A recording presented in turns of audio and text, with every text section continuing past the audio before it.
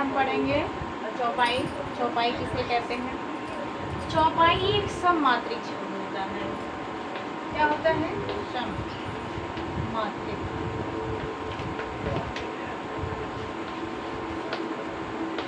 ठीक है, सम मतलब होता है समान। अब आ गया, इसके कितने चरण होते हैं? 4 चरण होते हैं। कितने चरण होते हैं? 4।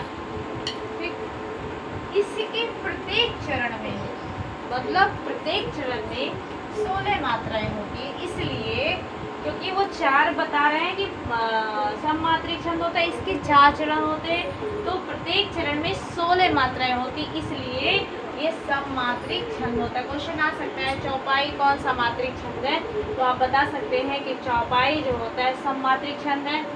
तो चौपाई किस छंद में आता है? तो आप बता सकते हैं कि चौपाई जो है मात्रिक छंद में आता है, जिसमें मात्राओं की गणना की जाती है।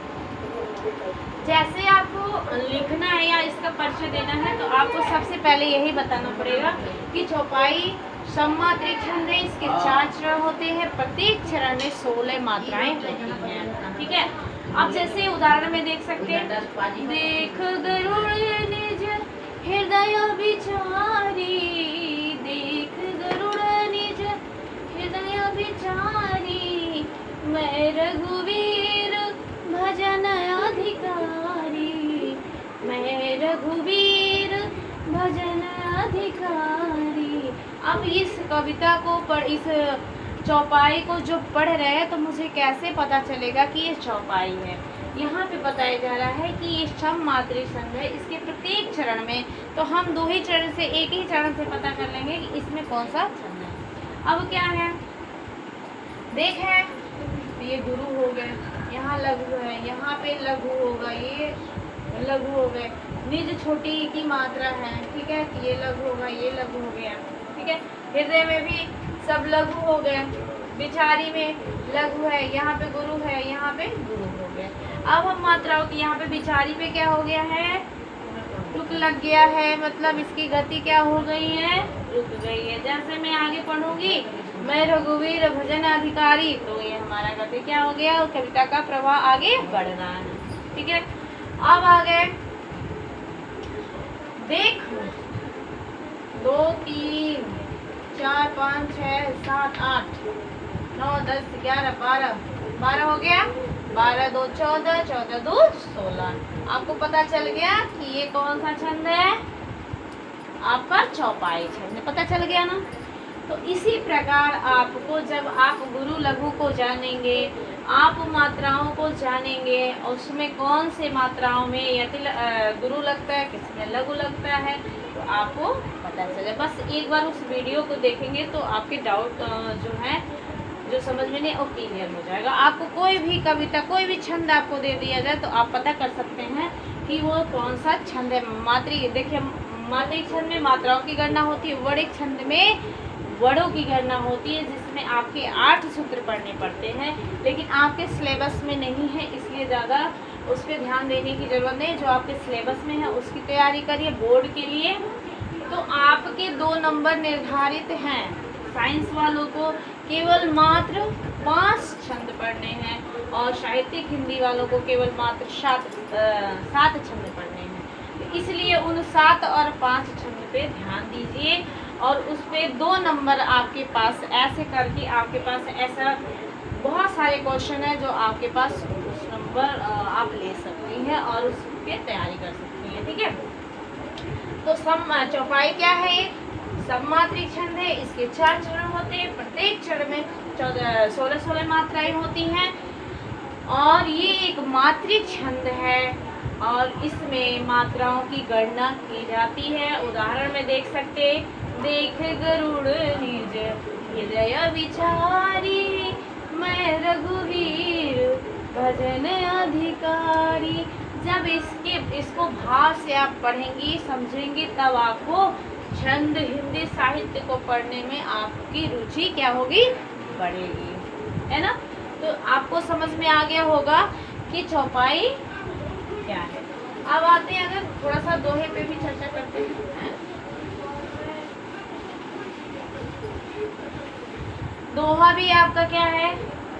मात्रिक छंद है।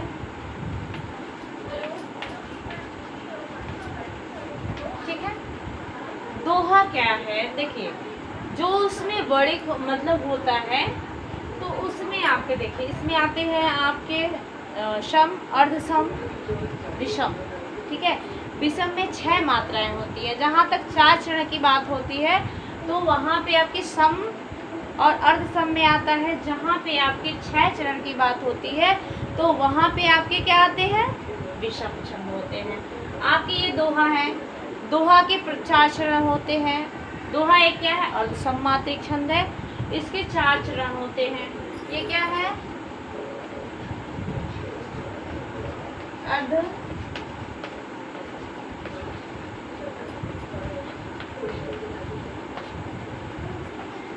छंद है ना। अब इसके क्या होते हैं, 4 चरण होते हैं। इसके पहले और तीसरे में 13 मात्राएं होती है। कितने मात्राएं होती हैं, 13 मात्राएं होती हैं। और इसके दूसरे और चौथे में 11 मात्राएं होती हैं। ठीक है, अब आपको ये बात समझ में आ गई होगी कि दोहा एक अर्धसम मात्रिक छंद है। इसके 4 चरण होते हैं। कितने होते हैं, 4 चरण, 4 होते हैं, चरण होते हैं। ठीक है, इसके पहले और तीसरे में 13 मात्राएं होती हैं। ठीक है, और इसके दूसरे और चौथे में 11 मात्राएं।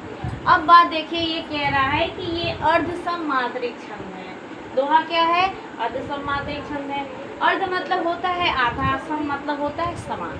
अगर हम काउंट करते हैं, इसमें कह रहे हैं पहले, जैसे मान लीजिए कह रहे हैं रहीमन पानी राखी, क्या पढ़ रहे हैं, रहीमन।